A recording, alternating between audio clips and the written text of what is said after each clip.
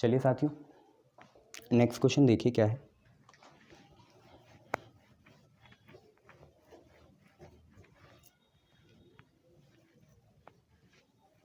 आप पे क्वेश्चन है कि अ card from pack of 52 cards, a card from pack of 52 cards is lost from remaining cards of the pack। मतलब अब 51 पत्ते रहेंगे, 2 cards are drawn, कॉम्बिनेशन लगेगा and found to be spade हो जाएगा। find the probability of lost card B spade. अब spade एक 4 side होते हैं ना, उनमें से एक है। अब क्वेश्चन मैं आपको समझा दूं, बट पहले मैं आपको सेट बता दूं। 52 पत्तों में से 13 के सेट बनते हैं ऐसे। एक होता है हार्ट, एक होता है क्लब, एक होता है डायमंड, एक होता है स्पेड। हार्ट और डायमंड होते हैं रेड कलर के, क्लब और स्पेड होते हैं ब्लैक कलर के। फेस कार्ड 3 ही होते हैं सब में, गुलाम बेगम, बादशाह, जोकर, किंग, क्वीन, ठीक है। और इक्का ए फेस कार्ड में नहीं आता, ठीक है। तो अब इस क्वेश्चन को समझते हैं। क्वेश्चन क्या है? क्वेश्चन ये बोल रहा है हमें कि एक कार्ड हमने क्या कर दिया, खो दिया। 52 पत्तों में से तो अब 51 पत्ते हैं। अब रिमेनिंग कार्ड से हमने 2 पत्ते निकाले और वो हमारे क्या आए, स्पेड आए। तो इसके हमें प्रोबेबिलिटी निकालने की लॉस कार्ड स्पेड हो। अब दिक्कत ये हो जाएगी जब हम सेट से निकालेंगे ना, 13 के सेट हैं, अगर खोएवा पत्ता स्पेड ही हो तो उसके बाद भी हमें 2 निकालने, तो वहाँ पे बस चेंज हो जाएगा 12C2, बाकी सब में 13C2 ही आएगा, ठीक है। ये आपको बात समझ में आनी चाहिए। तो मान लेते हैं हम इसे डिवाइड करते हैं, 4 हम पे सेक्शन होते हैं और E1 इवेंट मान लेते हैं, E2 इवेंट मान लेते हैं, E3 इवेंट मान लेते हैं एंड E4 इवेंट एक साथ मान लेते हैं। क्या ये इवेंट है कि इवेंट ऑफ ड्राइंग अ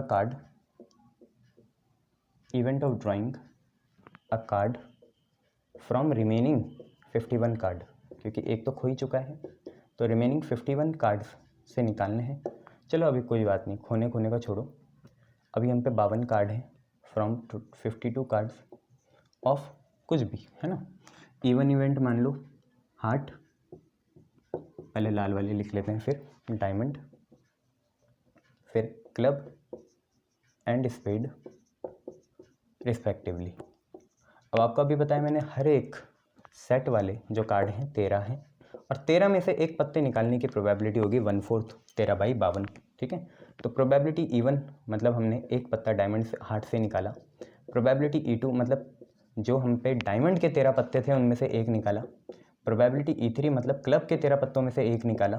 और प्रोबेबिलिटी E4 मतलब स्पेड के 13 पत्तों में से एक निकाला। तो प्रोबेबिलिटी हो जाएगी 13/52, मतलब 1/4, क्योंकि 13 है ना, उन 13 में अरेंजमेंट होगा 1:1 का या 1P1 का, तो उनको 13 ही लिखते हैं, कोई दिक्कत वाली बात नहीं है, ठीक है। देन इसके बाद हमें क्या करना है, ई हम कॉमन इवेंट मान लेंगे। ये हमारा कॉमन इवेंट क्या है कि हमने क्या निकाले, 2 स्पेड निकाले। क्या निकाले? 2 स्पेड निकाले। तो इवेंट ऑफ ड्राइंग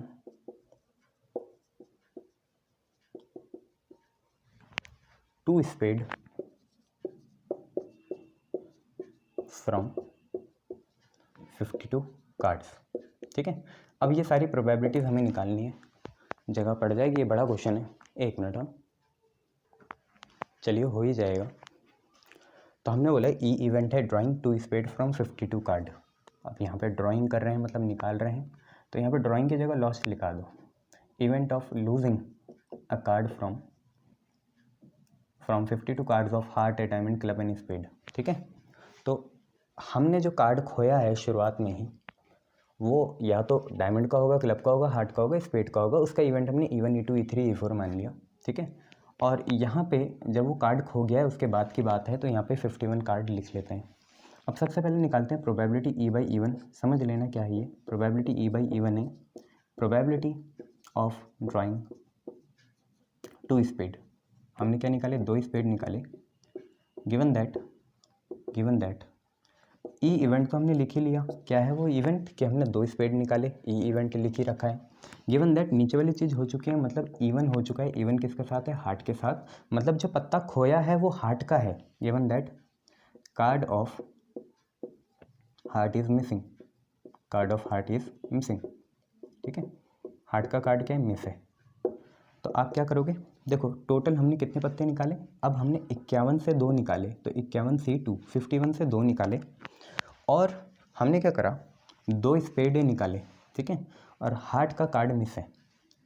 तो अब 2 जो स्पेडे निकाले हमने, उसके लिए प्रोबेबिलिटी आएगी 13C2, क्योंकि हम पे क्या है, जब हम 2 स्पेड निकालेंगे, और स्पेड होते हैं 13, कितने होते हैं? 13 स्पेड कितने हैं? 13, और 13 में से एक अगर लूज़ हो गया और 2 और निकाल रहे हैं, तो एक लूज़ हो गया, अब बचे 12, और 12 में से 2 निकालने, 12C2, बट अभी तो हार्ट का मिस है, तो हम स्पेड से सारे ही निकाल सकते हैं 13C2, तो एक तो ये हो गया।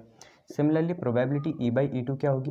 प्रोबेबिलिटी E/E2 होगी कि क्या हो, 2 स्पेड निकालो, जब मिस क्या हो, E2 क्या है? हार्ट डायमंड का मिस हो, डायमंड का कार्ड क्या हो? मिस हो, ठीक है। तो यहाँ पे भी वही आएगा, टोटल 51 में से 2 निकालेंगे, और अगर डायमंड का मिस है तो स्पेड में दिक्कतें होंगी, डायमंड तो कुल मिला के 13 ही है, 13 से 2 निकाल दिए, ठीक है। ये है, आई बात समझ में? 13 में से 2 निकाल दिए, क्लियर है। फिर है प्रोबेबिलिटी E/E3, अब इसके बाद प्रोबेबिलिटी E/E3 भी यही आएगा, हम क्लब से निकाल रहे हैं, तो ये होगा 13C2 और नीचे होगा 51C2। दिक्कत यहाँ आएगी, प्रोबेबिलिटी E/E4 में आएगी। कैसे आएगी दिक्कत? सिंपल सी बात है, 51C2 तो हम टोटल निकाल रहे हैं, हम स्पेड से ही 2 पत्ते निकाल रहे हैं, स्पेड के सेट से 2 पत्ते निकाल रहे हैं, और हमने ये मान के चला है कि जो मिस हो रहा है वो क्या हो रहा है? स्पेड ही हो रहा है। तो स्पेड कुल मिला के 13 थे, एक मिस हो गया, बचे कितने? 12, और उन 12 में से हम कितने निकाल रहे हैं? 2 स्पेड और निकाल रहे हैं, ये वाले। तो अब यहाँ पे आएगा सिर्फ 12C2, क्लियर है। इतनी चीज़ देखो, बस इसका रेसिप्रोकल करना है, ठीक है।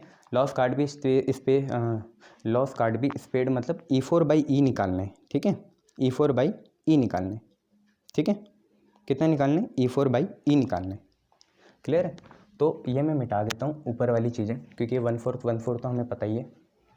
तो हमें फाइनली निकालने E4/E। इस क्वेश्चन को 2-3 बार करना, समझ में आ जाएगा। देख रहा था कि कितने क्वेश्चन आपको होमवर्क से दिए जाएँ, तो प्रोबेबिलिटी आप पे आ जाएगा E4/E। आपको ये पता है ये क्या होगी? Probability E4 multiply by probability E/E4 divided by probability E1 multiply by probability E/E1 plus probability E2 multiply by probability E/E2 plus probability E3 multiply by probability E/E3। फिर आगे आएगा, यहीं पे मिटा देते हैं, plus probability E4 multiply by probability E/E4। ये सारे आपको पता है, डाल दीजिए, कॉम्बिनेशन खोल देना, लंबा पड़ेगा CBSE वालों के लिए, बट हो जाएगा। E4 की प्रोबेबिलिटी है 1/4, प्रोबेबिलिटी E/E4 है ये 12C2 अपॉन कितना? 51C2। अभी बताइए आपको कैसे खोलना है, पूरा नहीं खोलना ना, 51 को कहाँ तक खोलना है? 51 - 2 कितना होगा? 49 तक खोलो, ठीक है। प्रोबेबिलिटी E1 1/4 और प्रोबेबिलिटी E/E1 कितनी है? 13C2 upon 51C2।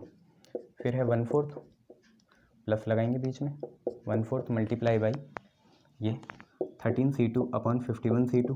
तो इसका 4 टाइम्स कर देना आप सीधा, है ना, 4 टाइम्स कर दोगे ना, जब एक जैसा दिखेगा या आपको, या 3 टाइम्स कर देना, जैसा भी होगा, प्लस 1/4 यहाँ पे आएगा आप पे 13C2 अपॉन 51C2। ये मैंने लिखा प्रोबेबिलिटी E3 E/E3।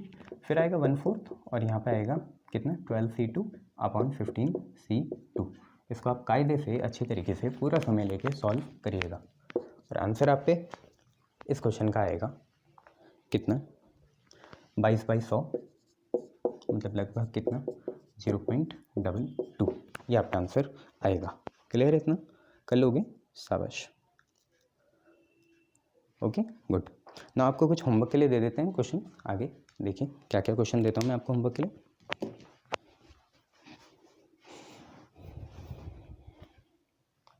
तो होमवर्क के लिए मैं एक काम करूँगा, इसी वीडियो के नीचे एक नई पहल कर लेते हैं, होमवर्क का लिंक मिल जाएगा आपको विद सॉल्यूशन। इस वीडियो के ही नीचे आपको होमवर्क का लिंक मिल जाएगा विद सॉल्यूशन, ठीक है, याद रखिएगा। Thank you. चलिए साथियों, अब जो हम पे नई चीज़ है उसका नाम होता है प्रोबेबिलिटी डिस्ट्रीब्यूशन।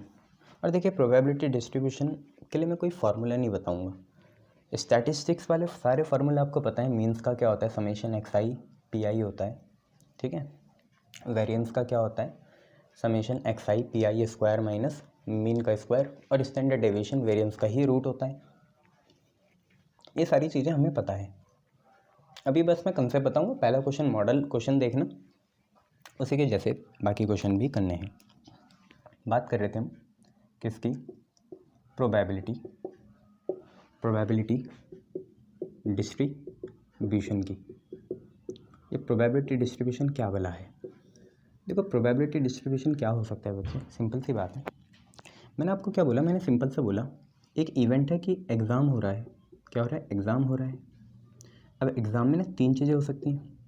क्या कि या तो बच्चे पढ़ के आएँ, क्या है, पढ़ के आएँ, या नकल करें, या कुछ भी ना करें, ऐसे छोड़ दें। तो इस एक्सपेरिमेंट जो कि है एग्ज़ाम, उसके साथ 3 इवेंट जुड़े हैं। या तो बच्चे पढ़ के आएंगे, नकल करके आएंगे, या कुछ भी नहीं करेंगे, ठीक है। एग्ज़ाम क्या है हमारा, एक्सपेरिमेंट है, और ये तीनों चीज़ें क्या हैं, इवेंट्स हैं। क्या हैं, इवेंट्स हैं। तो इवेंट क्या क्या हुई, या तो पढ़ के आए, या नकल करके आए, या कुछ भी ना करें। बस हमें प्रोबेबिलिटी डिस्ट्रीब्यूशन में ये देखना होता है कि प्रोबेबिलिटी जब अगर वो पढ़ के आए तो पास होने के क्या क्या परसेंटेज या चांसेस हो सकते हैं, या प्रोबेबिलिटी अगर वो नकल करें तो पास होने के क्या चांसेस हो सकते हैं, या प्रोबेबिलिटी अगर वो कुछ भी ना करें तब पास होने के क्या चांसेस हो सकते हैं, या आपका ये भी आ सकता है कि फेल होने के कितने चांसेस हो सकते हैं। हालांकि इसको समझने का सबसे बढ़िया तरीका होता है कि जैसे हम एक डाई थ्रो कर दें जिससे आएगा आउटकम 1 2 3 4 5 6, ठीक है। ये है, मैंने बोल दिया एक इवेंट है कि 2 से बड़ा आए, 2 से क्या है, बड़ा नंबर आए, तो हो क्या सकता है, या तो 3 आ जाए, या तो 4 आ जाए, या तो 5 आ जाए, या तो 6 आ जाए। इन सब की हमें एक टेबल बनानी है, इन सब की प्रोबेबिलिटीज़ की टेबल बनानी है। या तो जैसे हमने 2 कॉइन को टॉस करा तो हम पे क्या आ जाए, हेड हेड आ जाए, हेड टेल आ जाए, टेल हेड आ जाए, टेल टेल आ जाए। और अगर मैं कोई इवेंट बोलूँ कि एटलीस्ट 1 हेड आए, कम से कम एक हेड आए, तो उनकी प्रोबेबिलिटीज़ और उनके डेटा से लिखने हमें, जो रॉ डेटा होगा, कि एक हेड कहाँ कहाँ आ सकता है। एक हेड एटलीस्ट मतलब टेल हेड में आ जाए, हेड टेल में आ जाए, ठीक है, या हेड हेड में आ जाए, ऐसे मैं आपको कह सकता हूँ। बट ये सारी चीज़ें आपको क्वेश्चन में ठीक से समझनी है कि प्रोबेबिलिटी डिस्ट्रीब्यूशन असली में होता क्या है। तो एक मॉडल क्वेश्चन देख के हम इस स्टडी को आगे बढ़ाते हैं और देखते हैं इसमें आपके लिए क्या क्या छुपा है।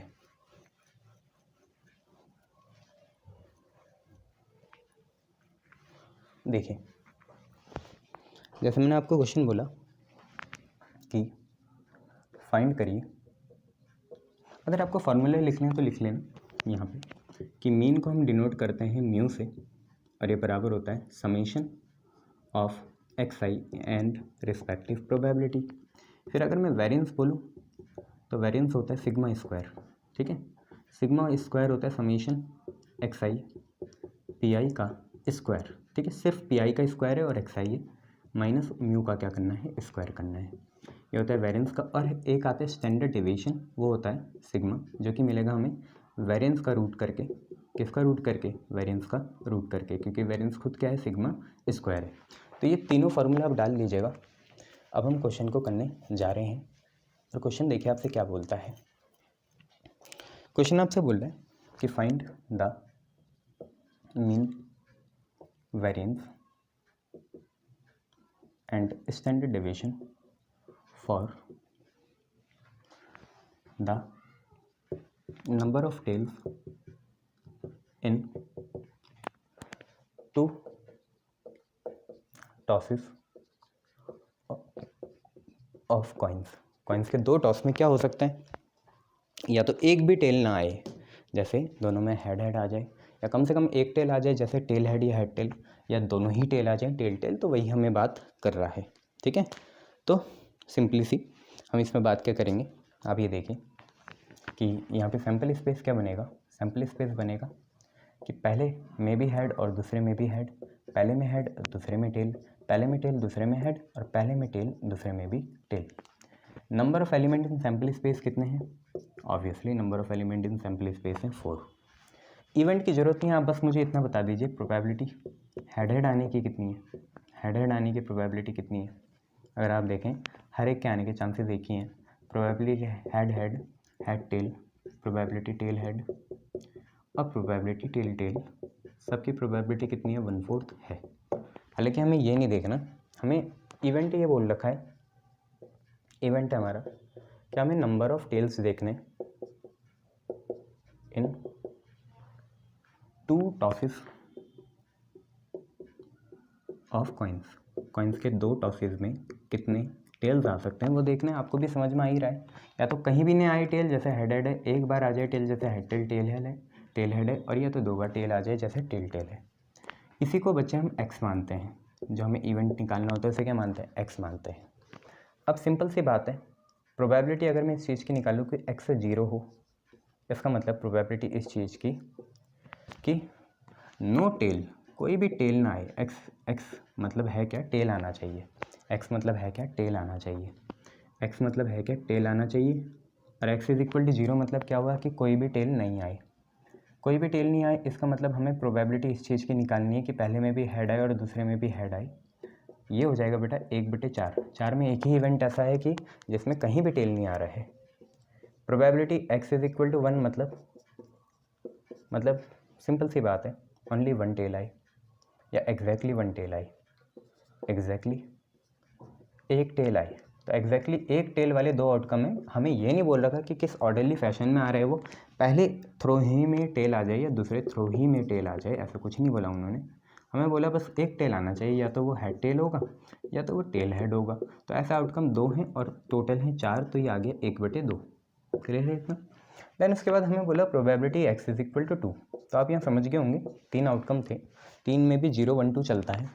तो probability x is equal to 2 मतलब 2 टेल आ जाए भैया, और 2 टेल एक ही ऐसा आउटकम है जिसमें आते हैं जो कि है टेल टेल। तो इसकी प्रोबेबिलिटी हुई 1/4। ठीक है ना।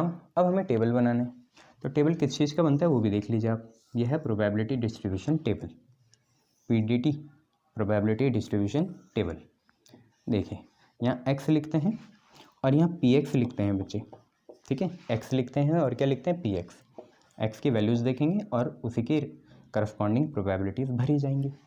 x मतलब 0 भी हो सकता है, एक भी टेल ना आए, एक टेल आ जाए। यहाँ पे वो नहीं लिखना कि हेड हेड आए, हेड टेल टेल हेड आए, ऐसा कुछ नहीं लिखना है, या टेल टेल आए, बस आपको नंबर लिखना है। x इज इक्वल टू 0 यही सिग्निफाई कर रहा है कि एक बार भी टेल ना आए, और वो होगा आउटकम हेड हेड वाला, जो कि है प्रोबेबिलिटी 1/4 का। x इज इक्वल टू 1 मतलब सिर्फ एक बार टेल आए, जो कि हेड टेल टेल हेड में आएगा, और उसकी प्रोबेबिलिटी है half. x is equal to 2 मतलब क्या है कि दोनों बार टेल आ जाए, पहले में भी दूसरे में भी, उसकी प्रोबेबिलिटी है 1/4। अब ये सारा हमारे किसी काम का नहीं है, इसको मैं मिटा रहा हूँ। मैं कुछ आपको बाकी चीज़ें दिखाना चाहूँगा। ये तो एक मॉडल सा क्वेश्चन है, छोटा सा है, वेरिएशन बहुत होंगे इसमें, अभी आगे जाके देखना आप। ठीक है, अब ये हम पे आ गया। अब हमें क्या करना है, कुछ नहीं, ये px है या pi मान लो, इसे आप xi मान लो, और यहाँ पे क्या आ जाएगा आपका pxi।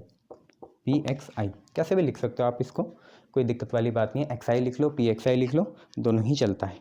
ठीक है, तो अब हम देखते हैं कि pixi कितना आ रहा है, pixi, और उसका समेशन भी करते हैं। ठीक है, समेशन pixi कर लेंगे। ठीक है, मतलब ऐड करना है, दोनों को मल्टीप्लाई करना है, वही आपके कितने के बराबर होता है, मीन के बराबर होता है। ठीक है, तो समेशन pixi करेंगे, वही आपका मीन के बराबर होता है, और मीन को हम डिनोट करते हैं म्यू से। बच्चे वो आ कितना रहा है, xi को pi से मल्टीप्लाई कर रहा है, तो 0 × 1/4, फिर प्लस लगाएंगे, यहाँ पे लिखेंगे 1 × 1/2, फिर प्लस लगाएंगे, यहाँ पे लिखेंगे 2 × 1/4, ये है। तो 2 2 जा 4 कट गया, ये 0 आया, ये हाफ आया, ये भी हाफ आया, हाफ और हाफ कितना हो गया, 1 के बराबर हो गया। क्लियर है इतना, पक्का बच्चे देख लो, 1 ही आया। ठीक है, अब इसके बाद बेटा हमें वेरिएंस निकालने के लिए सबसे पहले एक्स आई पी आई का स्क्वायर निकालना पड़ेगा, या पी आई एक्स आई का स्क्वायर। देखो जल्दी से, पी आई एक्स आई का स्क्वायर निकालना है या एक्स आई पी आई का स्क्वायर निकालना है। और इसलिए प्रोबेबिलिटी सिंगल ही रहती है एक्स आई का स्क्वायर करना है, तो पहले वही कर लेंगे हम। समेशन हम करेंगे पी आई और यहाँ लिखेंगे एक्स आई और इसका करना है स्क्वायर। तो जैसे पी आई कितना है 1/4 है, इसी के करस्पॉन्डिंग एक्स आई कितना है 0 है, इसका कर देंगे स्क्वायर। प्लस पी आई कितना है हाफ है और इसी के करस्पॉन्डिंग एक्स आई कितना है 1 है, इसका कर देंगे स्क्वायर। फिर पी आई कितना है 1/4 है और एक्स आई कितना है 2 है, इसका कर देंगे स्क्वायर। ठीक है, ये 0 आएगा बच्चे, ये आएगा हाफ और ये 2 का स्क्वायर 4, 4 से 4 कटा तो ये कैंसिल हो गया, ये आपके आगे 3/2। ठीक है, मीन आगे। इसके बाद हम निकालेंगे वेरिएंस, जो कि वेरिएंस क्या होता है, वेरिएंस होता है सिग्मा का स्क्वायर और वो बराबर होता है summation of P I x I square multiply by mu का स्क्वायर। तो P I x I square का समेशन आया 3/2 और म्यू है 1 का स्क्वायर, तो 3/2 माइनस 1 कितना होगा, 1/2 ही होगा। और स्टैंडर्ड डेविएशन होता है under root of sigma square. तो under root of sigma square कितना है, हाफ है, तो ये आएगा 1/√2। सॉल्व कर लेना, 0.707 आएगा, नहीं तो ऐसे भी छोड़ सकते हैं। आपको भी पता है 1/√2 कितना होता है, हमें आई एवरेज से पता है, AC से 0.707 होता है। तो ऐसे ही आपको ये निकालना है और ये क्वेश्चन ऐसे हो जाते हैं।